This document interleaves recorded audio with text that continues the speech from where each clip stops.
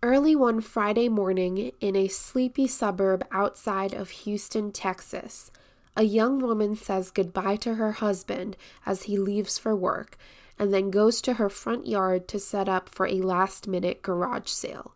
Just a few minutes later, she would be approached by an unknown person in a black pickup truck who would shoot her 4 times, brutally murdering her. Security cameras around the neighborhood would capture this tragic crime on video, yet more than 2 years later, we still don't know who the killer is or why they targeted this young woman. You're listening to Crime on My Mind, and this is the story of the murder of Elizabeth Barraza.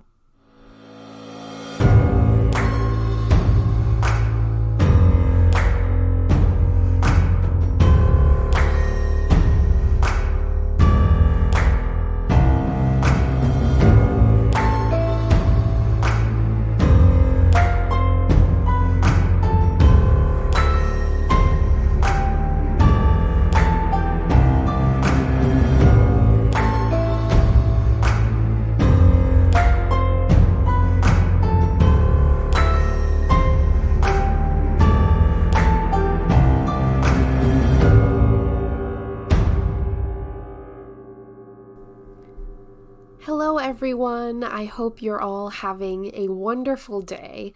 The story that I have for you today is probably going to be on the shorter side than our usual episodes, mostly because there just isn't much information available about this case. This case isn't covered all that often in the true crime community, which is surprising because it has all of the elements of a true crime sensation. A quiet town, a young couple, and even video evidence of a crime that is as confusing as it is horrendous. And even though it's been more than 2 years since this crime took place, it seems as though the case hasn't progressed much since that fateful day in January 2019 when Elizabeth Barraza was gunned down in front of her own home. Elizabeth Barraza was only 29 years old when she was killed outside of her home in Tomball, Texas. Tomball is a city about 30 miles northwest of Houston, with a population of just over 11,000 people. Elizabeth worked as a data reporter for a pipeline inspection company.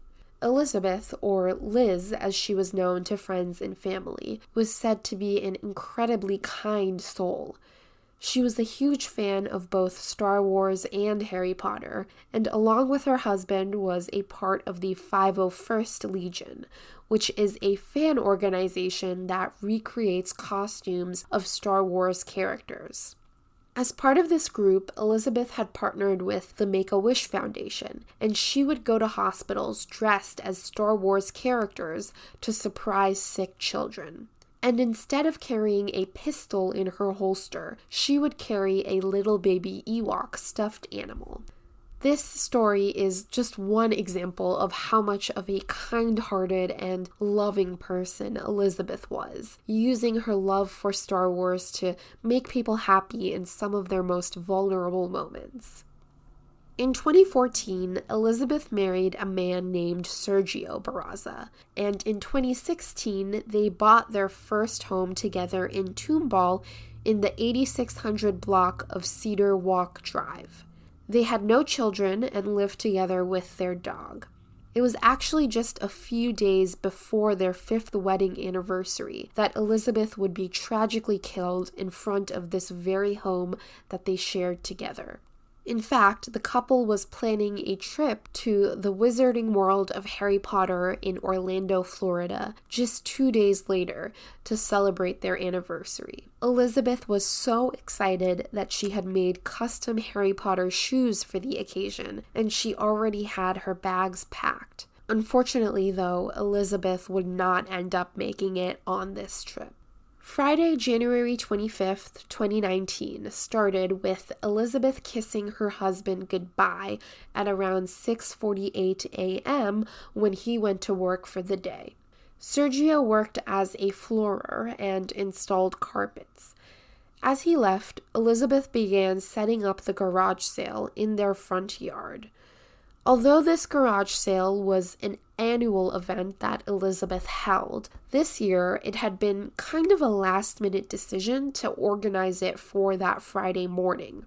The couple had wanted a little extra cash before they left for their trip to Orlando, so they had allegedly only decided to hold this garage sale the night before and hadn't even gotten a chance to really advertise it. They had told some close friends and family about it the night before and put up some signs in front of their house earlier that morning advertising the sale, but Elizabeth had been waiting to set up the sale first before putting up more signs around the neighborhood. So it was really only a handful of coworkers, friends, and family who knew that this garage sale would be happening that day. Elizabeth would also normally be at work on a Friday and actually would have already left the house by the time of the murder, but she had called off work that day. I couldn't figure out if she had already planned to take that day off in anticipation for their trip, or if she took the day off last minute once she decided to hold this garage sale. But either way, I thought it was interesting that if this were any other Friday, Elizabeth wouldn't even have been at home at the time that she was killed. Just 4 minutes after Sergio left for work, so at around 6:52 a.m., a black Nissan Frontier pickup truck pulls up near Elizabeth's house. This truck had circled Elizabeth Street 3 times that morning before finally stopping across the street just minutes after Sergio had left for work. Surveillance video from both the Barraza's own Ring doorbell camera as well as another security camera on the block shows an unknown person getting out of the driver's side of the truck with the engine still running. Elizabeth is heard saying good morning to this person as they approach her. The person then pulls what is presumably a gun out from either a pocket or from underneath their clothing and points it at Elizabeth. Elizabeth jerks backwards in reaction to this sight, and the perpetrator exchanges a few words with Elizabeth before shooting her, point blank, 3 times in the chest. Elizabeth falls to the ground, and the perpetrator then leans over her and shoots her a 4th time in the head. He or she then runs away quickly with their hand up to their head as they do so, and gets back into the pickup truck and speeds away. A few minutes later, though, the truck circles back in front of Elizabeth's house before finally driving off for good. A 911 call was made soon afterwards by a neighbor who had heard the gunshots. She described them as, quote, 3 gunshots, rapid fire, then wait another second or 2, then another gunshot, end quote. One of the neighbors also called Sergio at work at some point to tell him that something was wrong at his house and that he should come back home right away, which he did. Elizabeth was flown to Memorial Hermann Hospital, which was the same hospital that she had volunteered at, spreading cheer and joy to those who needed it the most. It was there that Elizabeth was later pronounced dead, despite life-saving measures. Even after death, however, Elizabeth continued to spread her light to those who needed it the most. She was an organ donor, and the donation of her organs would end up saving the lives of 4 people. Needless to say, this murder was a shock to everyone who was close to Elizabeth, as well as for everyone in the neighborhood. I mean, this kind of stuff just doesn't happen in a place like Tomball, so it makes sense that everyone was really shook up about it, especially given how kind and just normal of a person Elizabeth was. What would cause someone to want to take her life? A few days after her death, a vigil was held in the same driveway where Elizabeth was killed, and attendees each brought lightsabers and wands to commemorate her love for Star Wars and Harry Potter. At a press conference later that week, Elizabeth's father and husband would urge people to come forward if they knew anything. Houston Crimestoppers also announced a $20,000 reward for information leading to the arrest of the killer. Michael Ritchie, a homicide detective for the Harris County Sheriff's Office, would go on to say about the murder, quote, "It was very quick, it was very calculated, very cold-blooded of how it was done. I do believe that more than one person was involved in this, and I do believe that there are some people out there that maybe have a suspicion that somebody they know might have been involved," end quote. However, law enforcement would have a difficult time coming up with a motive. They quickly ruled out robbery as a potential motive because nothing was taken, including a box of around $100 that Elizabeth had with her and had planned to use for the garage sale. The police's best leads came from the surveillance video from the neighborhood, which showed the killer getting out of a black or dark-colored Nissan Frontier Pro 4X truck. Law enforcement has said that this is likely a 2014 or newer model of the four-door truck, possibly with a tag or badge at the rear quarter panel near the taillight. This type of Nissan Frontier truck is not very common in the area, so authorities believed that such a truck would stick out in the neighborhood. The footage shows the truck circling the Barraza street a few times, both the night prior and the morning of the shooting. Shortly after Sergio leaves for work, the truck parks across the street from Elizabeth's house, conveniently in a location that is just out of view of the Ring doorbell camera on the Barraza's front door. An individual gets out of a door on the driver's side of the truck and walks in front of the truck towards where Elizabeth is standing, setting up for her garage sale.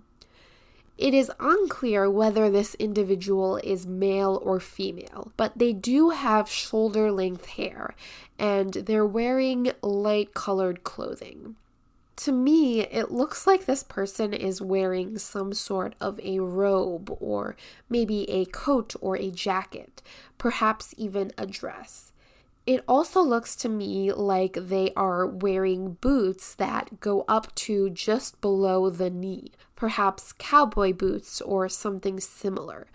The video is quite grainy, so it's difficult to tell. Elizabeth can be heard saying good morning to the individual, which indicates to me that she either didn't know this person or didn't recognize them, either due to distance or some sort of a disguise that the person was wearing.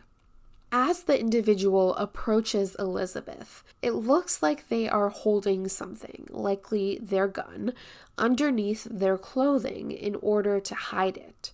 Once they are face to face with Elizabeth, however, they pull out the gun and point it at her. Elizabeth can be seen visibly recoiling, taking a step back at the sight of the weapon. Words are exchanged for a few seconds, and it looks like the perp might even be handing something to Elizabeth. The perpetrator then shoots Elizabeth point blank 3 times in the chest. Elizabeth falls backwards, and the shooter steps closer to her to shoot her a 4th time as she lays on the ground, this time in her face. This person then can be seen running towards their truck with a hand covering their head, almost as if to hide their face from any possible onlookers that may have been alerted by the gunshots. Others have speculated that the perpetrator is wearing a wig, and so the reason why they are holding their head is because they don't want the wig to fall off while they're running. The person gets into their truck and speeds away. However, just moments later, the truck would be seen on video circling back in front of the Barraza's house. Some have speculated that this was done in order to make sure that Elizabeth was actually dead.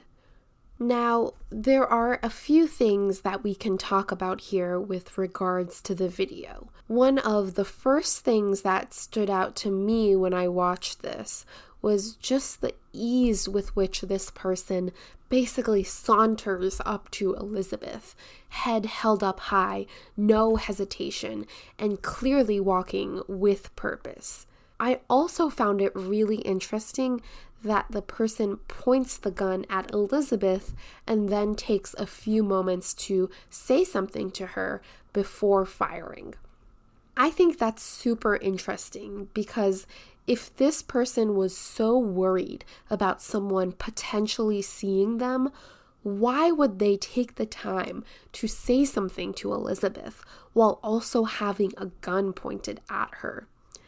This tells me that whatever this person was saying to Elizabeth in that moment was more important to them than the possibility of being seen or even caught. There has also been some speculation that it looks like the individual hands something to Elizabeth right before shooting her. Some have said that it looks like they hand a note to her. The video is too grainy to know for sure, and authorities have never confirmed or denied this publicly. The gender of this person and what they are possibly wearing is also heavily debated. At first, I thought that this was definitely a woman, just based on the longer hair, their walk, the way that they, like I said, basically saunter up to Elizabeth. And the fact that it looks like they are wearing a dress or a robe of some sort. After watching it a few times though, I'm not so sure. Some people have said that it looks like this is a man wearing a wig or some other sort of disguise to appear like a woman.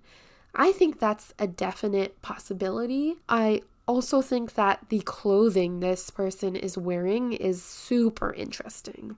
At first, I thought that the person was wearing either a nightgown or a dress, but then I noticed that they are hiding their gun underneath whatever they're wearing as they walk up to Elizabeth, which leads me to believe that it is some sort of a robe or a coat that they're wearing instead of a dress. It almost looks like they're wearing like kind of a robe that you would wear once you get out of bed or get out of the shower, which makes me think that this person kind of just woke up and decided to come here to commit this crime. It is also possible that this person is wearing a costume, which is a really interesting theory, considering that Elizabeth was a part of the 501st Legion and regularly cosplayed as different Star Wars and Harry Potter costumes. And regularly cosplayed as different Star Wars and Harry Potter characters along with other members of the 501st Legion.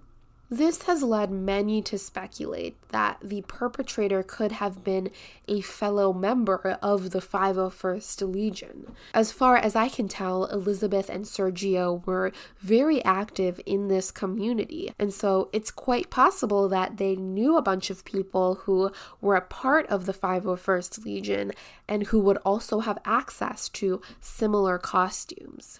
Despite the several cameras in the neighborhood that were able to pick up the killer and their vehicle, as far as we know, the image has been too grainy to make out exactly who this person is. Law enforcement hit another wall while investigating this case because of the sheer lack of evidence found at the scene. There were no shell casings recovered from the scene. And this led authorities to believe that the weapon used was a revolver. I don't know anything about guns or weapons, but I'm assuming that revolvers don't leave shell casings behind, which is how they came to this conclusion. There was also no DNA or any fibers found at the scene. And although we have a good idea of what kind of vehicle the individual was driving, none of the surveillance footage is clear enough to identify a license plate number. So let's move on to potential theories. To me, it seems pretty clear that this person had to have known, number one, when Sergio was leaving for work that morning, and number two, that Elizabeth would have the day off from work that day and would also be in the front yard, setting up for this garage sale. With regards to number one, I wasn't able to figure out whether or not Sergio worked consistent hours and would have been leaving the house at the same time every day. But I do think that it is very suspicious that this person was ready in the vicinity of the Barraza's house right around the time that Sergio left for work and waited for him to leave before going up to Elizabeth. This proves to me that this person knew that there were only two people living at the house. They also knew around what time Sergio would be leaving for work and that Elizabeth would not be at work that day. And then with regards to knowing that Elizabeth would be at home that day, it seems like only a few people knew about this garage sale because it was such a last-minute thing. They hadn't even really gotten around to advertising it yet. And I do think that this person, at the very least, had to know that Elizabeth had the day off from work because normally Elizabeth would have already left for work by the time that this murder occurred. So either the perpetrator got extremely lucky that Elizabeth just happened to be home from work that day and on top of that in the front yard that morning, or they had to have insider knowledge about the Barraza's routine that specific day. Now, I know authorities were able to determine that the truck had been circling the neighborhood the night before the murder, but I would love to know if authorities were able to see if surveillance cameras had spotted that truck even before that night. That would give us insight into whether or not this person had to spend a few days surveilling the house to get down the couple's daily routine. Because if they hadn't, and the night before the murder was the first time that anyone had ever seen this truck in that neighborhood, then I think that points even more to the perpetrator being someone who had intimate details about this couple's schedule that day. I also think it's important to note just how risky this crime was. 7 o'clock in the morning is early, but it's not so early that you could safely expect that no one else would be outside at that time. I live in a neighborhood that is similar to the Barrazas, quiet, suburban, but I routinely see people out walking their dogs, heading to work or school, or going for a jog at 7 in the morning and even earlier than that. Now, this was January, and so it would have been pretty dark at 7 in the morning, which explains why the video footage is so difficult to make out. But I still think it's quite brazen to go up to someone's house at 7 a.m. and shoot them outside where people can clearly see you. There's a very high possibility that someone might have seen something or wrote down a partial license plate number or something. I was honestly shocked to find out that no one had really seen this person driving around the neighborhood or walking up to the Barraza's house, as far as I know. Now, maybe the perpetrator was wearing a disguise and using someone else's car, and so they weren't worried about someone potentially seeing them or capturing their license plate number because they knew that it couldn't be tracked down to them. I'm kind of reminded of the Missy Beavers case where the killer was wearing a disguise and so likely wasn't worried about being caught on surveillance footage. But also that crime occurred a lot earlier in the morning. I think it was like 4 or 5 a.m. when you wouldn't really expect people to be outside, or at least not that many people to be outside. But this was at 7 in the morning, and it was in a suburban neighborhood. It was in a place where people would be getting up and getting ready for work around that time in the morning. So I was just really surprised that it seemed like no one had really caught this crime occurring in person other than on video, if that makes sense. I also find it interesting that the perpetrator points their gun at Elizabeth and then pauses for a little bit to say something to her. At least that's what it looks like from the video. This is also a very risky decision because it leaves ample time for Elizabeth to scream out or for someone to walk by or look out their window and see them. So I think that also points to just how desperately the perpetrator wanted to say whatever they had to say to Elizabeth. As mentioned before, a lot of people do speculate that the killer can be seen handing Elizabeth a note or another item right before shooting her. I personally can't see that really, but I also admit that the video is so grainy that it would be difficult to make out. I think it's more likely that the killer just said something to Elizabeth before killing her. Some people online have tried to enhance the audio footage from the Barraza's Ring doorbell camera, but it's pretty difficult to make out exactly what this person is saying to Elizabeth before they shoot her. Perhaps the most risky aspect of this case is that the perpetrator took the time to circle back and drive by the Barraza's house after shooting Elizabeth. By this point, I would assume that the neighbors had heard the 4 gunshots and are probably looking out their windows, maybe even walking outside to see what's going on. So the perpetrator took a huge risk by driving back past the scene of the crime.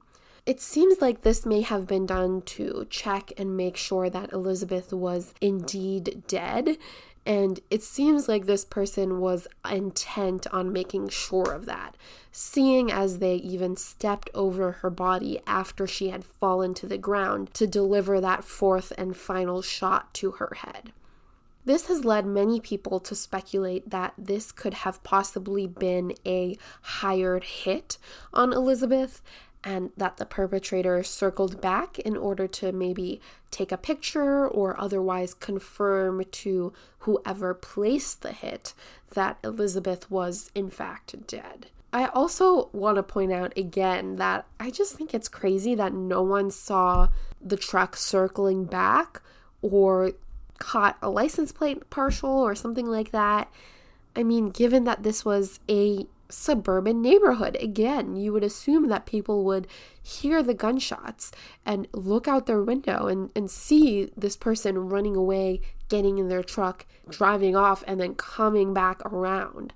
But as far as we know, no one was able to get a really good look at this person or at their truck. So I guess now we're at the point where I talk about what I think happened, and honestly, I don't have a really great theory that makes 100% sense. I can't think of anyone who would want to hurt Elizabeth.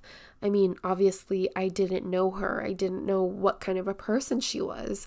But by all accounts, she seems like a really cool, nice, and just normal person. I mean, she's the kind of person I would probably want to be friends with and talk about Harry Potter with. But I do think that this crime had to be committed by someone who knew Elizabeth and also likely knew Sergio.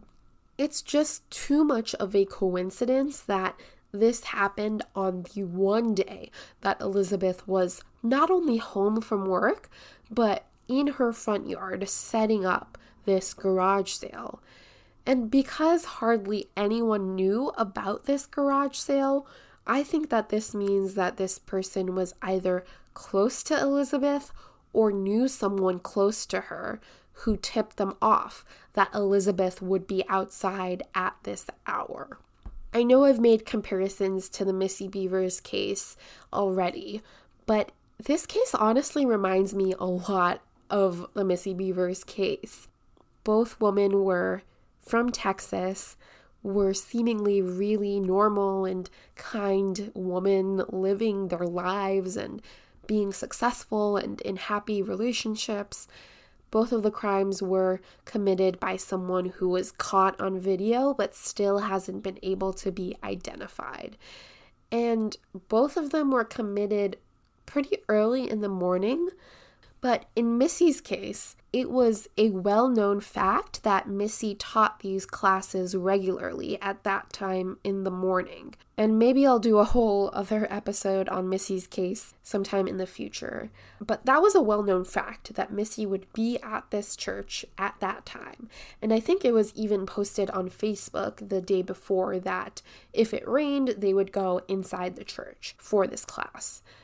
But in this case with Elizabeth, this wasn't a well-known fact. I mean, she did have this garage sale every year from what I can tell, but it's not like it was at the same day and time every year. And in fact, this was a last-minute decision to have it on this day. So this wasn't something that a lot of people would know about or that you would be able to find out by just going on someone's Facebook page. I also wonder if the perpetrator, in fact, was someone in the 501st Legion. Word spreads fast in those types of communities. Maybe Elizabeth told someone in the group about her garage sale, and they then innocuously spread word about the sale to other people in the group, not knowing that this would be the result of that. I also wonder if the killer was in fact wearing some sort of a costume in order to disguise themselves. There was one really interesting theory that I saw online. I think it was on Reddit, and I wish I had written down who made this comment because I thought it was a really great observation. They said that maybe this person is wearing a Princess Leia costume. And from what I can tell, the white dress / robe and the tall boots that the killer seems to be wearing would fit with that costume. I also think it's interesting that the killer parked in a spot that was just out of sight of the Barraza's Ring doorbell camera. Maybe that was a coincidence, but maybe it wasn't. Maybe this was someone who had been to the Barraza's house before and knew about the location of this camera. Or if you believe in the "this was a hired hit" theory, maybe someone tipped them off about the location of the camera and how to best avoid detection.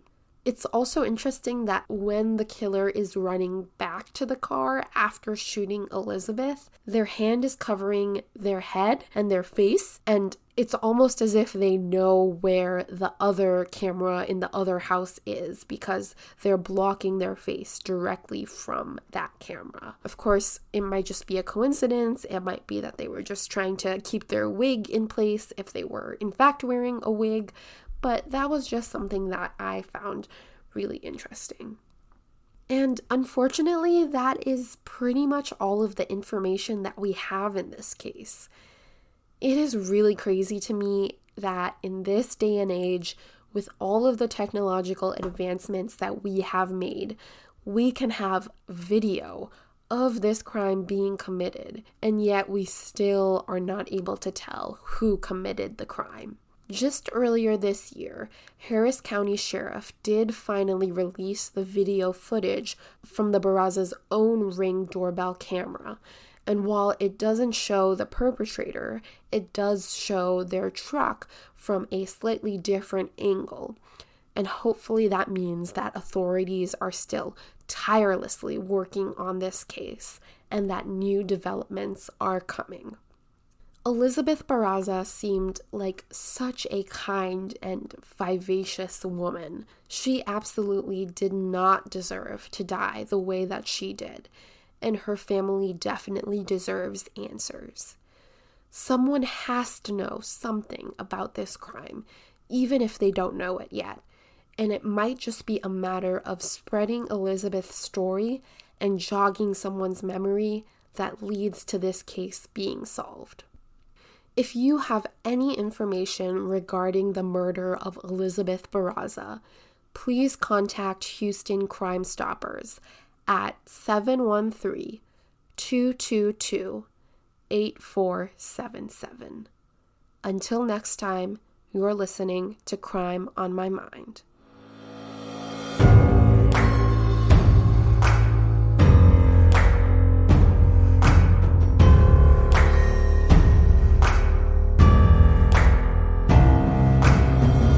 Sources for this episode include the Unresolved Podcast's episode on Elizabeth Barraza, Courtney Fischer and Marla Carter's reporting on ABC13 Eyewitness News, Christine Pelisek's article on People.com crime, and KHOU 11 News.